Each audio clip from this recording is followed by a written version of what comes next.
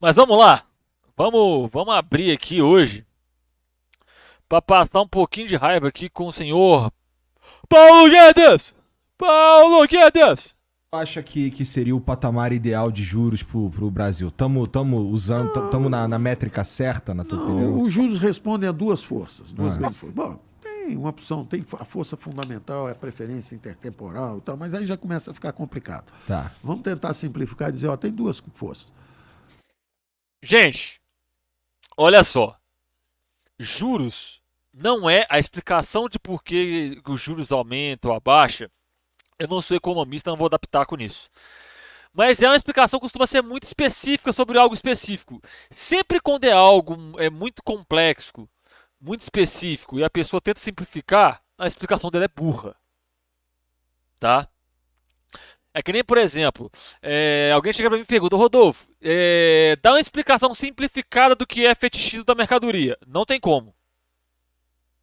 Por quê? Para você entender fetichismo da mercadoria, você tem que entender diversos outros conceitos. Então, se eu fosse explicar fetichismo da mercadoria, eu teria que explicar diversas coisas, diversos conceitos, posicionar diversas coisas para vocês poderem entender. Então, quando a pessoa faz que nem o Paulo Guedes, vai tentar explicar uma coisa que é muito complicada de uma forma simples, é só burrice mesmo. Boa noite, camarada. O juro real mais a inflação. O juro nominal, a taxa de juros depende de duas forças. Quanto é que está a inflação e quanto é que é o juro de equilíbrio na economia, vamos dizer assim. O componente de inflação desceu. Ele veio de 10% para agora 5%. A previsão para esse ano é 5%. Então, essa é uma razão para o juro descer. E o Banco Central está vindo e está descendo. Agora tem o juro real. Quando o ano passado o déficit era zero. O déficit primário era zero. Em todas as instâncias de governo. O governo federal, as estatais, na verdade, tinham superávit, os governos estaduais. As estatais sempre tiveram superávit, Paulo Guedes. Todas elas sempre fecharam em lucro. Se eu não me engano, tipo assim, se eu não me falha a memória, teve 1 ou 2 anos que o Correios deu prejuízo, tá ligado? Mas só que o que acontece, gente? Quando o Correios fecha no balanço vermelho, quando a Petrobras fecha no balanço vermelho, não é a gente que paga o prejuízo. A empresa tem caixa para lidar com isso. Toda a empresa, toda empresa que vocês imaginarem, empresa que funciona normalmente, não americanas da vida, ela tem uma reserva de caixa para lidar com possíveis imprevistos, possíveis quedas de arrecadação, possíveis quedas de venda. Toda empresa tem isso, tá? O que ele está falando, tipo assim, que não, na minha gestão as empresas não quer dizer nada, tá? Governos municipais, justamente porque a gente apertou o cinto durante a Covid. Apertou o cinto e botou. Quantas pessoas passando fome, Paulo Guedes? Quantas pessoas no Brasil ficaram passando fome na sua gestão? A gente gastou mais durante a doença, o déficit saiu. Quando nós chegamos, o déficit era 2, nós cortamos para 1. Aí ele foi a 10,5 na doença. Só que nós tínhamos apertado o cinto. O dinheiro que nós demos foi justamente para estados, municípios, cada um. Acreditamos na democracia, descentralizamos recursos, mais Brasil. Era a nossa filosofia, mais Brasil, menos Brasília. Gente, você sabe aonde que essa filosofia de mais Brasil, menos Brasília funciona? Em lugar nenhum. Tá? Em lugar nenhum. Porque você descentralizar recurso não quer dizer que esse recurso vai ser utilizado da forma correta. Você pegar e tirar recursos do governo federal e passar para os municípios não quer dizer que o recurso vai ser usado da forma correta. E tem mais. Isso destrói as contas públicas. Sabe por que destrói as contas públicas? Porque a União, ela logicamente, ela vai gastar muito mais do que qualquer outra cidade. Porque a União, ela tem um compromisso com o país todo. O SUS é nacional. Então, ou seja, o gasto que a União tem com saúde comparado com o que o município tem com saúde é muito maior. O gasto da União comparado com o do município. E aí a União ela tem que manter o SUS, ela tem que manter os investimentos em infraestrutura, em saneamento básico, entre outras coisas, não é? Ele tem que manter a universidade. O Paulo Guedes fez de tudo para destruir as universidades públicas. Tanto é que, pela primeira vez na história, a gente teve uma queda na produção científica no Brasil. Graças a quem? Paulo Guedes. Mas lógico, mais Brasil, menos Brasília. Então, deixa os governadores, cada um enfrentar o problema do transporte urbano, transporte público, a vacina. E sabe qual foi a grande solução proposta por muitos deles? Privatizar. Aí privatizou, sabe o que aconteceu? Piorou a qualidade. Piorou a qualidade. Tá? Privatiza que melhora. A vacina o governo federal comprou, mas tinha que administrar isso, as filas, tudo isso. As escolas, como é que vai fazer a reposição de aula, etc. Então nós descentralizamos. Aqui, vale lembrar aos senhores, tá, que todo mundo que teve aula online foi graças a esse sujeito. Se você perguntar para todos os professores que deram aula remota, para todos os alunos que tiveram aula remota, pergunta para eles se as aulas remotas foram satisfatórias. Não foram. A aula remota foi uma merda. Um lixo. Mas sabe por que a gente teve aula remota? Não porque nós precisamos repor aula. Não, gente. O Paulo Guedes obrigou as universidades e as escolas a voltarem. As públicas, pelo menos. Ele obrigou as universidades a voltar. Vocês entendem essa parte? Tá? Só para a título de curiosidade. Os custos foram lá em cima, mas nós seguramos as despesas com a própria máquina. Foi um sacrifício que foi feito, porque quando estava todo mundo perdendo vidas, perdendo emprego, perdendo empresas fechando, etc. Paulo Guedes, se você tivesse realmente preocupado com a vida dos outros, você não estava num governo que matou mais de 700 mil pessoas. Se você tivesse realmente preocupado com o emprego das pessoas, você não teria liberado uma carta de financiamento para bancos privados de 18 bilhões de reais. A primeira medida do governo Paulo Guedes durante a pandemia foi liberar dinheiro para banco. Pode procurar na internet, gente. A primeira medida desse sujeito foi dar dinheiro para banco. Vocês acham realmente que ele está preocupado com a vida dos outros? Suspendemos. E é ele, vale lembrar, a fala dele. Deixa o sujeito fazer o que ele quiser, deixa o sujeito se fuder. É assim que ele pensa. Tá? Deixar claro isso. O aumento salarial por 2 anos. O terceiro ano já tínhamos verba para pagar, já tínhamos separado, poderia dar um aumento de 6,5, mas aí é política. Aí prefiro fazer obra. Não, Paulo Guedes, você não deu aumento real em momento nenhum. Dar aumento de salário não quer dizer que o aumento vai ser significativo ou ele vai ser real. Gente, para vocês que não sabem, o que é aumento real? É o seu salário aumentar acima da inflação. Durante os 4 anos de governo Bolsonaro, aliás, o Bolsonaro deu continuidade a uma política que já estava em vigor no governo do golpista do Michel Temer, tá? Desde o governo Temer, do golpista Temer, até o governo Bolsonaro, o brasileiro não teve aumento real de salário. O que quer dizer? Durante esse período, o salário não aumentou acima da inflação. Preciso isso, mas o dinheiro estava separado lá no orçamento para isso. Então, o que aconteceu é que o déficit foi a 10, mas voltou a 0 e virou um pequeno superávit. Como agora parece que nós estamos gastando mais, né? Tem que dizer... Como todos os estados do mundo inteiro, seu animal. Parece, porque senão vira crítica e é um perigo fazer crítica. Então, parece que a gente está gastando mais, o juro real sobe um pouco. Então, são duas forças. Uma, o déficit crescendo, o juro real um pouco maior. Só que a inflação caiu bem mais. Então, o juro desce mais. Só que aí agora é uma questão de dose. Vocês perceberam que o argumento dele não faz sentido? Porque ele fala, ó, não, o déficit aumenta os juros.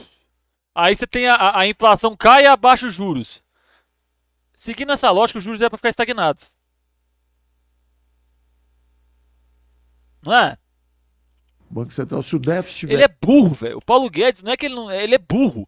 Eu gosto do Paulo Guedes que ele te mostra que até quem tem doutorado é burro. Zerado. E a inflação caindo, o Banco Central caía bem rápido. Se o déficit está aumentando e a inflação caindo, ele cresce, desce, mas desce um pouco mais devagar. Entendi. Então é isso. Entendi. Cara, quando é que o Pactual nasceu? final de 83, início de 84. BTG Pactual. 83. Então, nessa mais época ou aí, menos por aí. a inflação era insana. Você mesmo falou, a gente estava falando sobre isso aqui um pouquinho mais Insano cedo. e explodindo. Hã? Tinha ido para 200%, Isso. 200 e pouco, 180, 200, ficou 2 Governo militar, tá? Essa época que ele tá falando aí é o glorioso governo militar, o governo dos milagres econômicos. anos por ali. E, de repente, depois que a gente congelou, em 86, com o plano cruzado, quando houve, de novo, um diagnóstico errado, causa uma tragédia que leva 5, 10 anos para consertar. Quando você está com uma inflação complicada, quer dizer, já tem algo fazendo errado. Era o final do governo militar, eles perderam... Governo não, seu bandido. Ditadura, seu assassino. O controle orçamentário. Porque quem comanda a economia fazendo o povo passar fome, pra mim é assassino. Você ouviu essa parte? Quem tá vendo, pra mim é assassino. Quem aplica uma política econômica que faz o povo passar fome, pra mim é assassino. O nome disso é assassinato.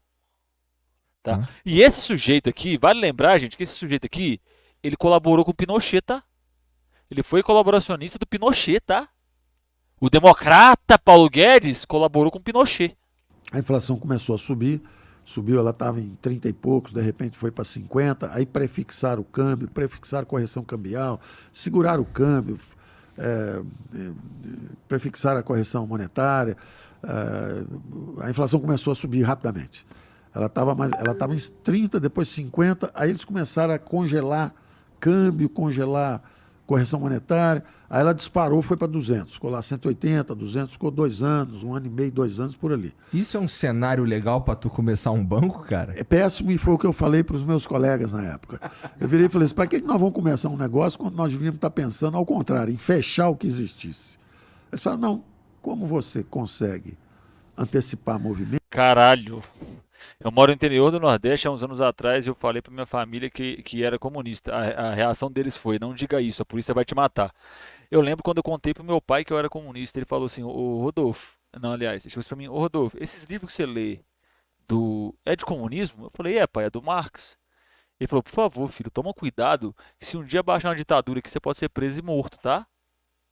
Meu pai falou isso comigo. O mercado financeiro é bastante amplo.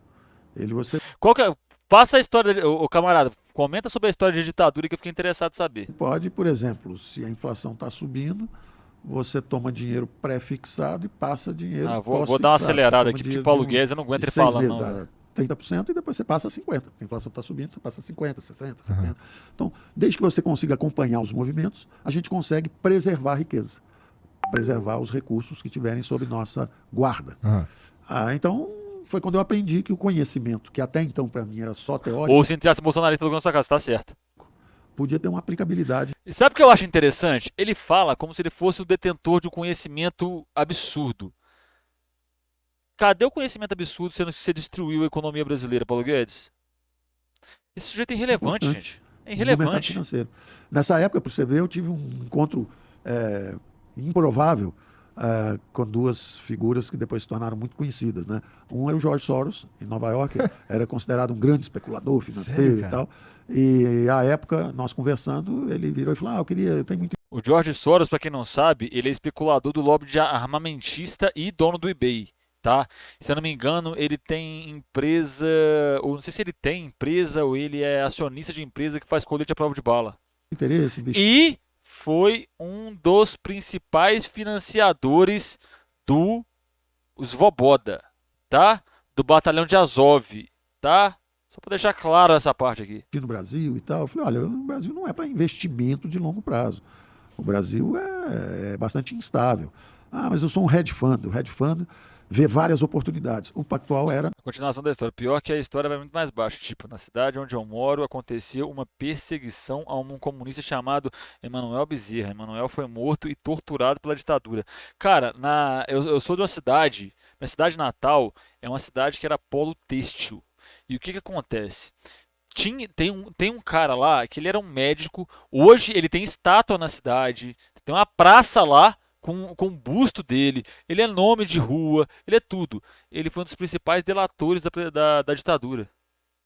Quando ele delata o pessoal, no outro dia, a cidade amanhece com um monte de cadáver pendurado em poste de cabeça para baixo das pessoas que foram delatadas. Tá ligado? Não só o Emanuel morreu, mas as pessoas que moravam com ele, que não eram comunistas, eles foram capturados e mortos. Caralho, mas é assim mesmo, tá? É assim mesmo. E essa parada de como relata os fatos, eu achei problemática, por exemplo, no filme do Oppenheimer. Por quê? A perseguição ao Oppenheimer não foi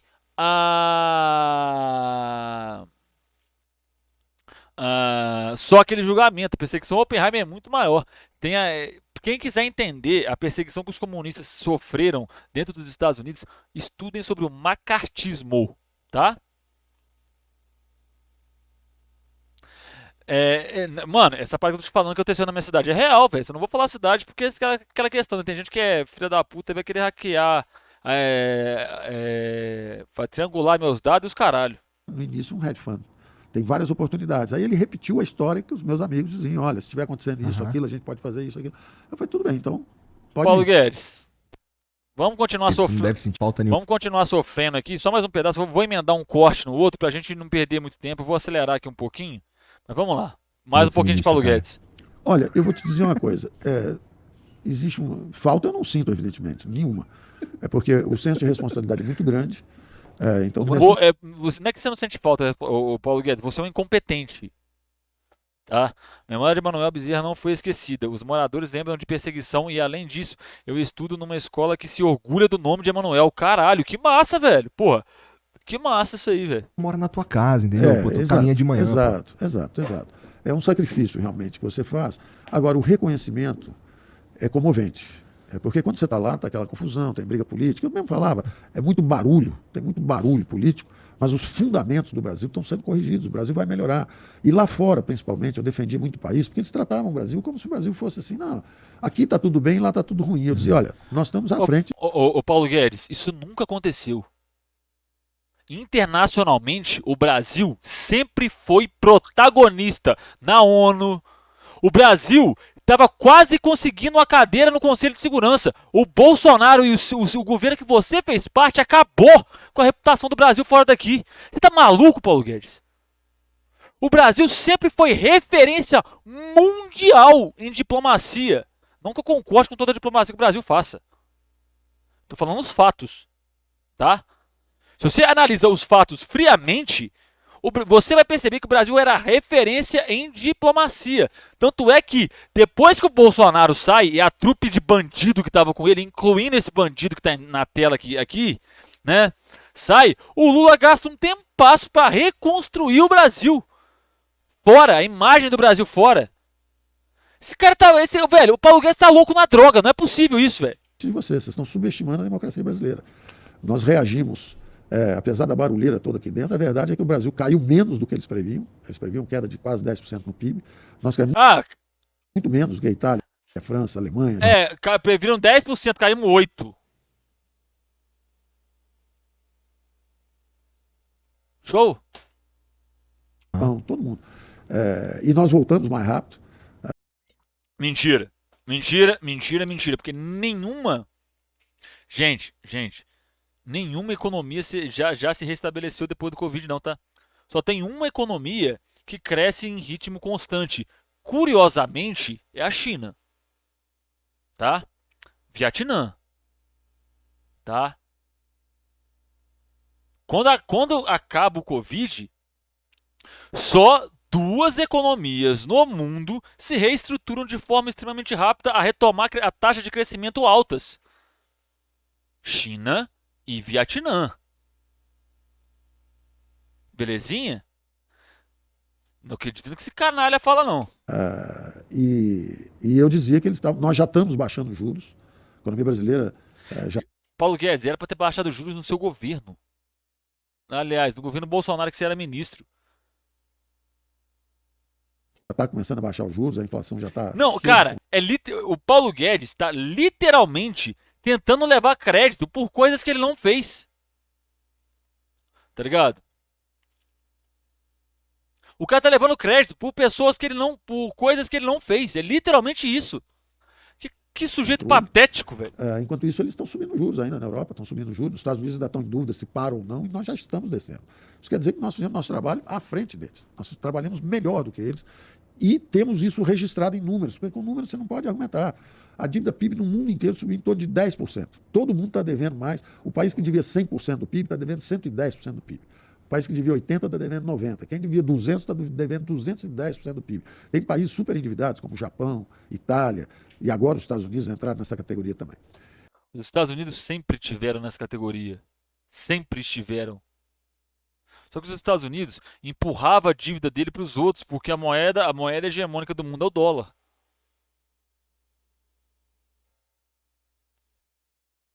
E o Brasil O Paulo Guedes é a personificação da incompetência, velho. foi um dos únicos 3 países É tipo o Bolsonaro com o Pix, exatamente isso, cara. que conseguiram reduzir a dívida PIB. Quer dizer, nós entramos... Cara, eles criaram essa parada de austeridade fiscal, de que um país tem que gastar menos do que ele arrecada, só que isso não funciona. Não tem nenhum lugar no mundo onde isso se aplica. Você ter uma dívida muito baixa quer dizer que você está investindo menos no seu país, velho. Não tô falando que a dívida tem que ser explosiva, 200, 300%. Não, gente, tô falando que, tipo assim, você tem que ter um controle da dívida, mas não é austeridade igual esses animal faz, não, velho.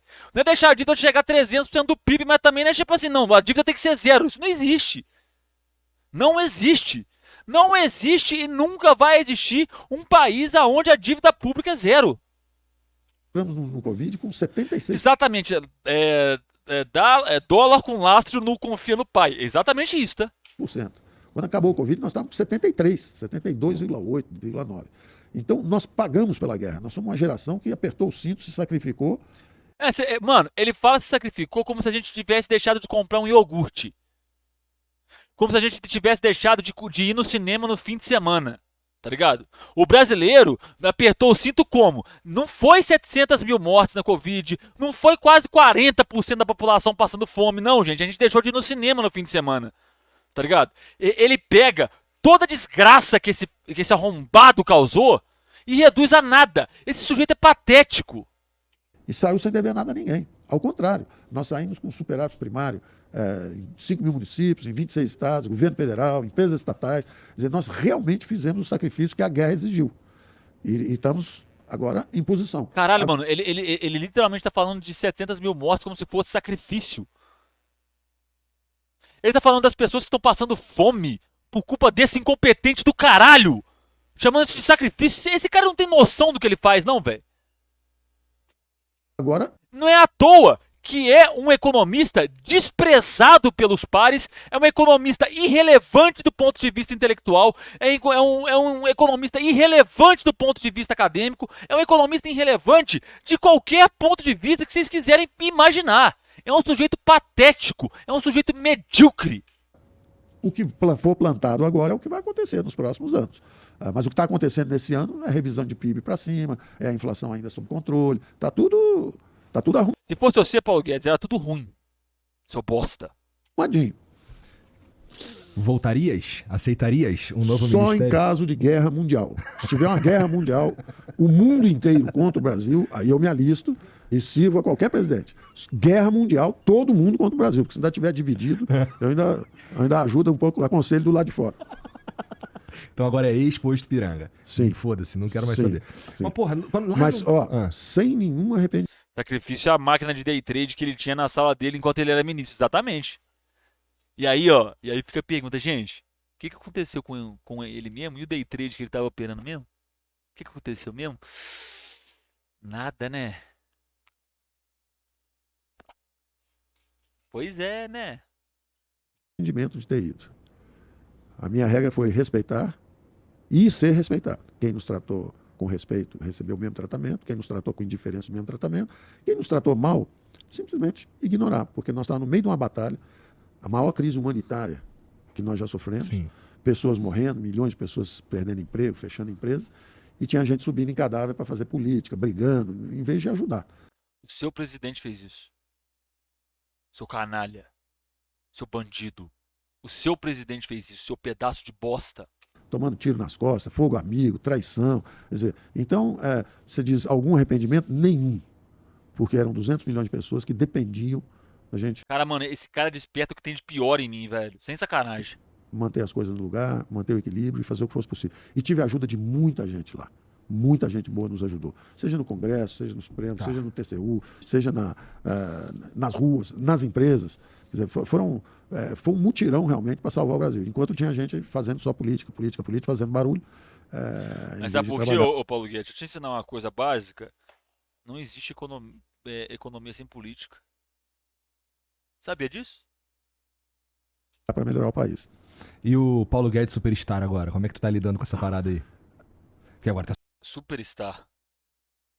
Se o Paulo Guedes é superstar, eu sou um rockstar. Eu sou guitarrista do Megadeth. Superstar. Agora tu não anda na praia mais e ninguém fala contigo, entendeu? O que aconteceu foi assim. Eu não vou nem acabar de ver isso aqui, porque eu sei que agora já desvirtuou o papo. Eu acho que o que eu tinha que comentar, eu comentei durante o corte. Já ficou um pouquinho longo, 26 minutos. Eu peguei dois cortes do Flow, emendei e fiz um corte só aqui tanto para live quanto para vocês no YouTube, tá? Pra ficar enxuto, eu queria comentar algumas coisas aqui e também eu vou pegar um react que a galera sugeriu aqui para fazer, né? Mas no mais, vamos ficando por aqui. Aqui na tela tem o símbolozinho do canal. Se inscreve aí, deixa o like, comenta o que você achou, né? Comenta a sua opinião sobre o tema, sobre o react, sobre qualquer coisa, tá bom? Compartilhe com o amiguinho. Eu vou ficando por aqui. Um beijo enorme no seu coração. Até a próxima aí. Falou!